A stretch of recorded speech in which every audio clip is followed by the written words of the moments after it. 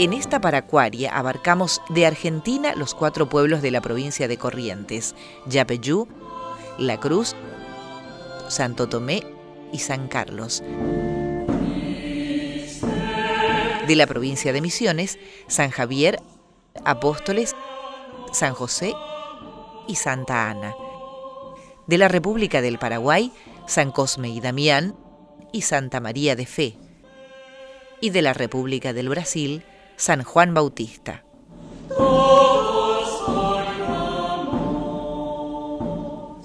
El legado jesuítico hoy está presente en los estilos arquitectónicos, en la pintura, en la imaginería,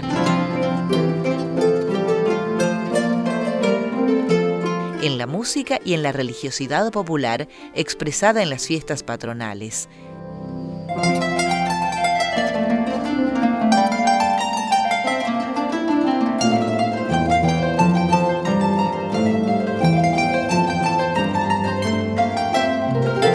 Una experiencia cultural y social única en América que seguimos transitando en esta serie de documentales. Paracuaria, la provincia jesuítica del Paraguay. Tercera parte.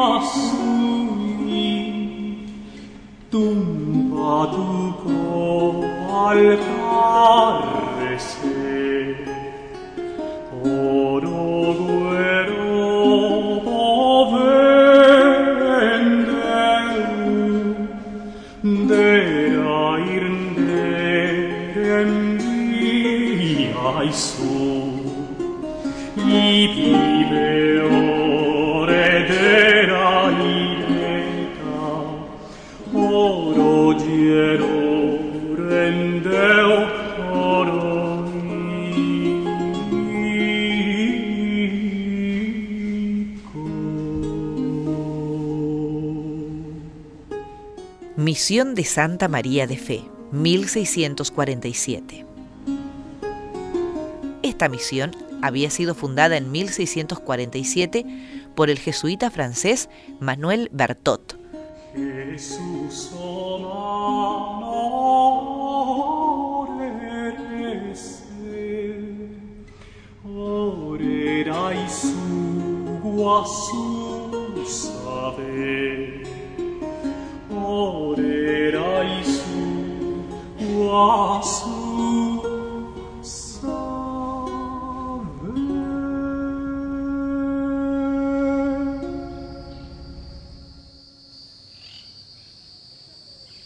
Dos años y medio llevaba el padre Sepp en la reducción de Yapeyú, cuando a fines de 1693 se trasladó a Santa María de Fe. Lo trasladan a Nuestra Señora de Fe, que también, por supuesto, continuó con esta labor de enseñar música. El padre Sepp estuvo ahí en Santa María de Fe. Señora Santa María,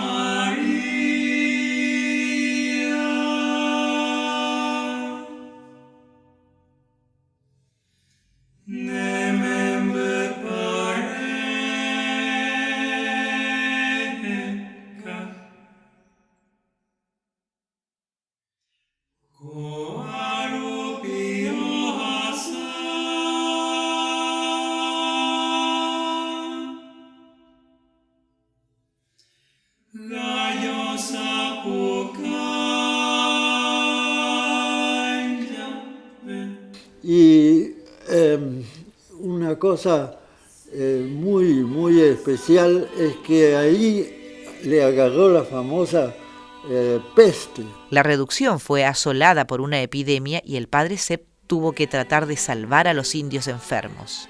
Y Sepp, que tenía todos sus músicos, él tenía 90 músicos, no podía tener más porque le prohibían de tener más de 90 músicos, y los músicos eran enfermeros. En esa Santa María de Fe hubo muy pocos muertos por la peste, porque él los curaba con limón, con yuyos, y le hacía la sangría. Y los enfermeros eran los 90 músicos. Interesante eso, ¿no es cierto? El padre Sepp continúa con la enseñanza musical en este pueblo de Santa María de Fe. Yo soy Abraham Burgos, soy de Santa María de Fe Misiones, otra de las importantes reducciones jesuíticas del Paraguay. Soy miembro del grupo de arpa Anton Sepp que estuvimos tocando ahí en la iglesia.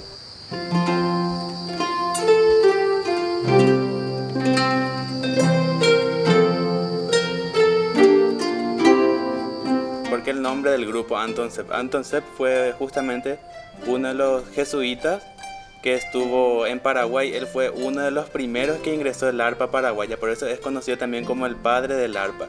Antônio Sepp é uma figura extraordinária. Ele cria a harpa paraguaia aqui nas missões, né? Adapta a harpa de 72 cordas para 36 cordas, porque os dedos dos índios eram muito grossos e não dava para tocar a harpa europeia.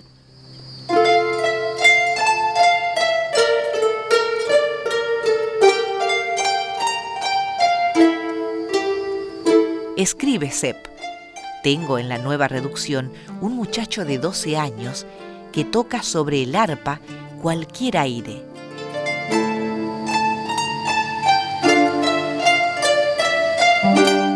Él es de origen tirolés, tocaba como 20 instrumentos y estuvo en las reducciones enseñando música justamente. Específicamente llegó a vivir acá en Santa María. Por eso decidimos que el nombre más apropiado del grupo de arpa sería Anton Sepp.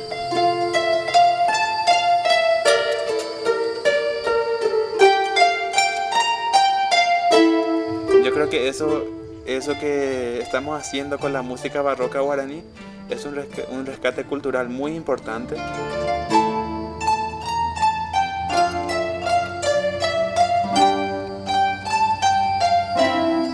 Ya que uno puede venir en las misiones jesuíticas, si no puede experimentar algo vivo, escuchar, sentir.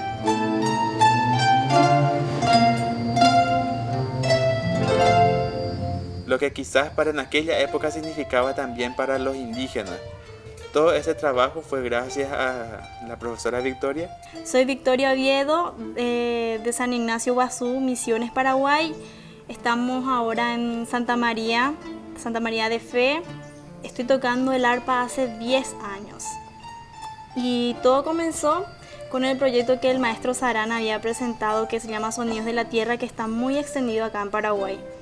Inspirado en el modelo de trabajo en redes, que eran las reducciones jesuíticas, fundé el proyecto Sonidos de la Tierra.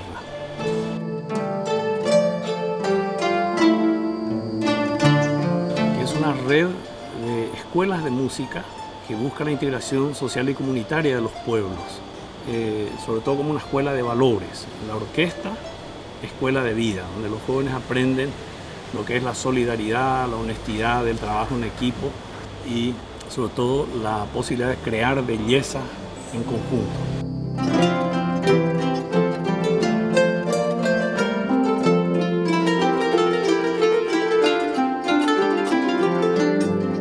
Íbamos siempre tocando, intentando educar a la gente. Empiezan otras orquestas también a un poco incentivar más la parte barroca en Paraguay mismo, no solamente en Misiones. Está Jesús, Trinidad, Encarnación, San Cosme. Empiezan un movimiento que de a poco va ganando, vamos a decir, el corazón de la gente, porque hace 10 años uno no iba a pensar que la gente iba a venir a visitar el museo como ahora. Hay muchísimas personas que visitan Santa María, hay bastantes ciudades y hacen un recorrido del camino de la ruta jesuítica, hacen completo.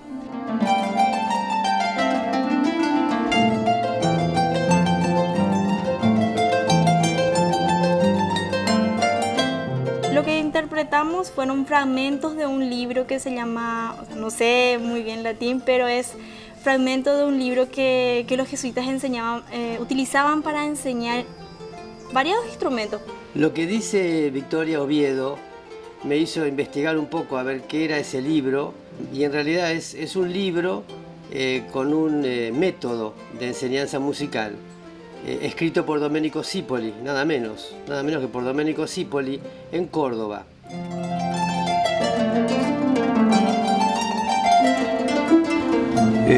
Como se sabe, todo ese material desapareció con la expulsión. En 1767, toda la documentación de ese esplendor musical había desaparecido totalmente.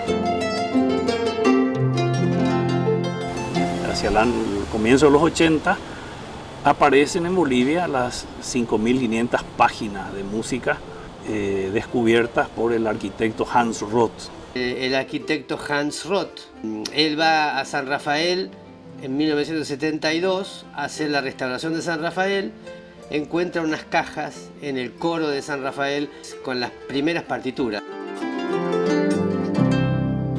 Apenas él descubrió estos papeles, yo acudí al lugar especialmente a trabajar sobre aquellos manuscritos que indicaban como autor a Domenico Zipoli.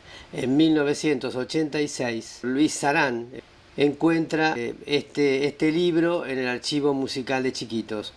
En un audio, Sarán explica cómo fue el hallazgo. Está todo escrito. El método lo encontré yo en mi primer viaje a Chiquitos, en 1986, que fui uno de los primeros a llegar, y fue lo que más me llamó la atención, este método bien ordenado, y en donde se encuentran muchas obras de Zipoli que después encontré en los manuscritos de Macerata en Italia, donde también hay algunas de estas piezas que coinciden, y es muy interesante porque fueron simplificadas un poco aquí.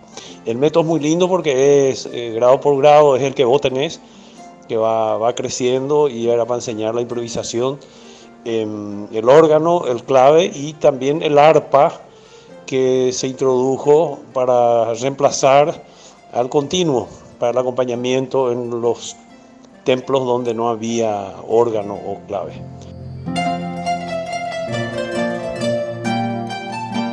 Ahora bien, para referirnos un poco sobre este libro, y es lo único realmente que hay impreso en el año 2000. Él hizo realmente un rescate de esta obra.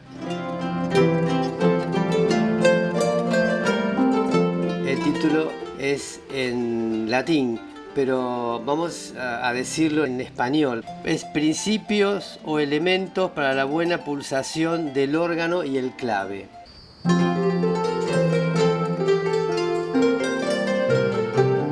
Para entender un poco cómo llega este libro al archivo musical de Chiquitos, vamos a hablar de padre Esteban Palozzi, italiano.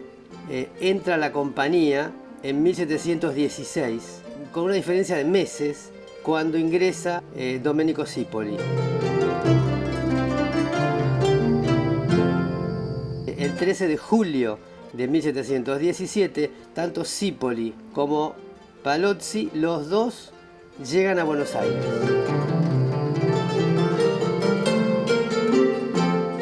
Viajan a Córdoba. Casi todos pasaban por la compañía, ¿no es cierto?, en Córdoba, para completar sus estudios. Y Zipoli es prácticamente su lugar donde él se establece en Córdoba, y desde allí escribe sus partituras hacia las misiones.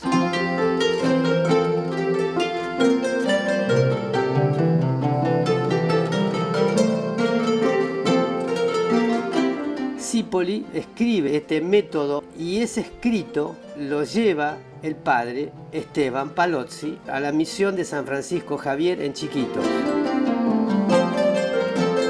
Coincide con el padre Martin Schmid en la fecha de llegada a Chiquitos, el 8 de septiembre de 1734.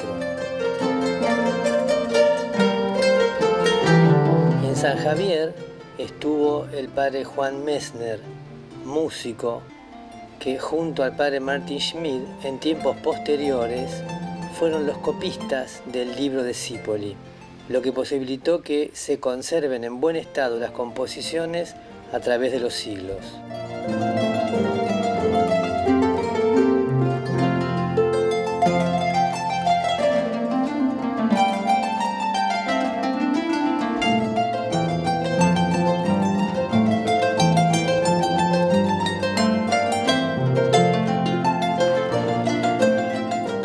Ahora, es muy interesante, estamos en Santa María de Fe con el grupo de arpas Anton Sepp, y lo que ejecuta este grupo musical son estas piezas que están en este libro, en este compilado de partituras. Venían de una línea melódica y una línea de bajo, es lo único que viene en las partituras.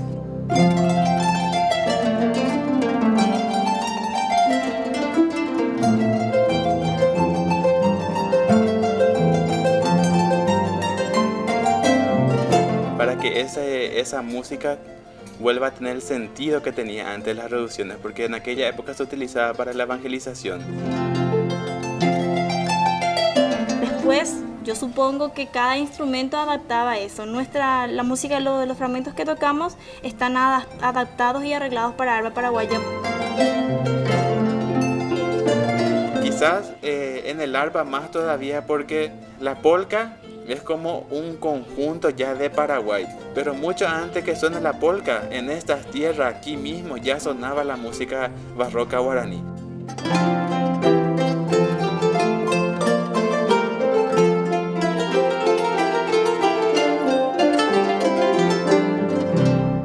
Y dediqué casi 30 años de mi vida a reconstruir la obra de Zípoli, publicarla en diferentes sitios, en Alemania, en Italia, aquí en Paraguay, y sobre todo difundir esa obra en todo el mundo, ya que es una muestra de la riqueza y el esplendor artístico y musical que se vivió en el tiempo de las reducciones.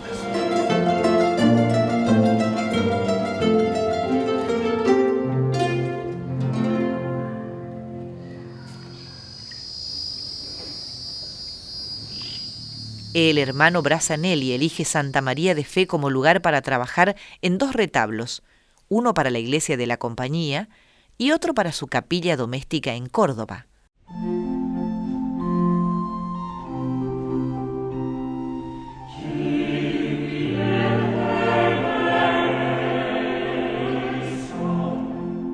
Y Brazanelli estaba en Santa María de Fe haciendo los retablos, los 2 retablos de la iglesia de la Compañía y de la capilla doméstica de Córdoba.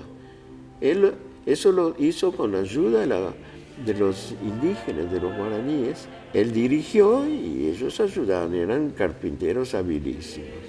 Santa María de Fe contaba con los mejores talleres y los más famosos escultores. Justamente, Brazanelli trazó un plan de reforma barroca en base a esos datos que él tenía, de que los indígenas copian.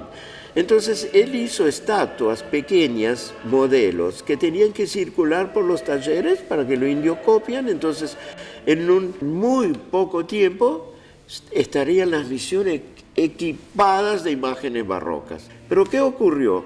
Tenemos 2 o 3 imágenes en los museos, las copias, pero la imagen de Brazanelli y la copia, pero no prosperó eso y se abandonó el sistema, porque los guaraníes no querían copiar, introducen reformas, cambian algo, mejoran según su mentalidad.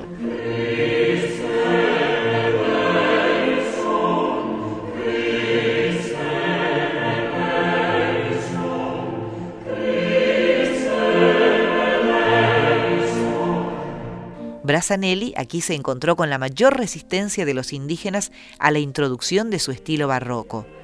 Ir allá a los museos, estudiar cómo son esas imágenes, revela que a los 15 años de estar Brazanelli enseñando barroco, los indios Trabajaban con el sistema estatua Orcón de barroco en limpio nada. De esa primera estadía quedó en el pueblo solo una imagen, la Inmaculada de la Peana de la Serpiente y el Esqueleto, que los guaraníes rechazaron. La Virgen tenía su mirada hacia lo alto y a la derecha.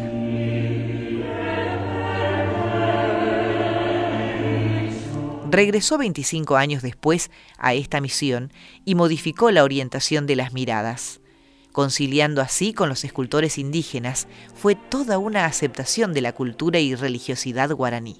Con el tiempo se ve que en los talleres hubo intercambios, así es como aceptaron los pliegues barrocos, pero no las miradas. Las miradas siguieron conservando, y eso lo documenta el retablo de Santa María de Fe, frente al de San Ignacio, que lo hizo Brassanelli con las miradas al cielo de éxtasis barroco, como los santos europeos. Y los guaraníes no aceptaban eso porque en Santa María de Fe no hay una sola imagen con un santo mirando al cielo. Eso significa algo, significa una resistencia, además significa una conciencia de defender algo que era lo que llamaban ellos ñanderrecó, nuestro modo de ser. La escuela tradicional guaraní alcanzó en este pueblo su mayor exponente autóctono, la imagen patronal de Santa María de Fe. Esas imágenes, horcones, digamos, así, llegaron a su mejor expresión en la patrona de Santa María de Fe, donde estaba el baluarte del estilo indígena, que hoy día se conserva y no está en el museo como las demás imágenes. Todas pasaron al museo, ya nadie les reza, pero a esta no. Pero todo es desde la mirada bizantina, esa mirada magnífica, ¿sí?, hasta los pliegues simples, verticales, y los pliegues del manto con bordes ondulantes, pero no barrocos, sino es un estilo que subraya la sacralidad de esa imagen. Entonces él cambió a partir de ahí, él empieza también con la mirada, no la mirada barroca al cielo, sino la mirada que podríamos decir hoy día, una mirada de reciprocidad. Y la imagen tenía que mirarlos. Era fundamental. Y probablemente Brassanelli estudiaba, conversaba, le llamaba la atención. Entonces, analizando las imágenes, tenemos una fuente histórica sobre la estética guaraní, cosa que indagó Brassanelli. Se nota que lo indagó porque lo fue aplicando poco a poco. Sus últimas imágenes no miran más al cielo. El último retablo que él hizo, que el retablo se perdió, pero están, digamos, 5 imágenes, en Santa María de Fe. En el centro hay una Virgen de la Candelaria, el niño lo perdió, pero la Virgen mira al frente. Y los otros 4, ¿qué hizo Brassanelli? No podía hacer todas mirando al frente. Como artista barroco esto no lo podía aceptar. Entonces él le bajó los párpados, como la cieguecita de Sevilla, la Virgen de la Catedral de Sevilla, la cieguecita, bueno, de Martínez Montañé, tiene los párpados bajos. Así tenemos 4 imágenes. La Santa Bárbara,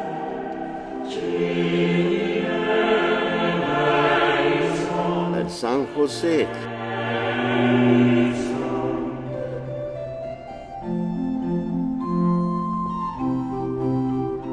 el San Miguel,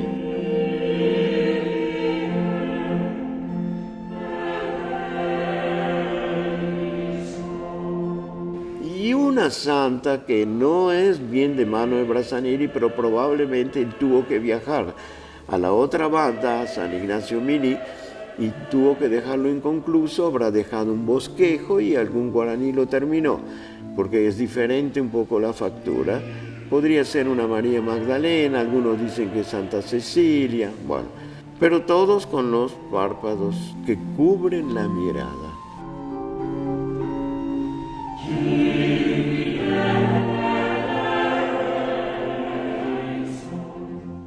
Pero además de esa característica, observamos, por ejemplo, que Brassanelli talló un San Miguel en su taller de Loreto y hoy está en el Museo de Itauguá, que ahí lo llevó Monseñor Bogarín para que ellos funden un museo. Se lo regaló al párroco para que armen un museo. Bueno, comparando ese San Miguel, es mucho más avanzado desde su planteo espacial de 3 dimensiones y de movimiento. O sea, todas las características barrocas, mucho más que el último que está, es el de Santa María de Fe, con los párpados más bajos. Y curiosamente, no solamente por la estética, es menos barroco este último, sino también la iconografía. En lugar del diablo común ponen una anaconda. O sea que Brassanelli investigó, conversó, hizo investigaciones antropológicas, etnológicas, lo que sea, y descubrió que para los guaraníes el mal, el terror de acá no eran los diablitos negros con la colita y los cuernitos, no, la anaconda que se tragaba vivos a los guaraníes, a los indios.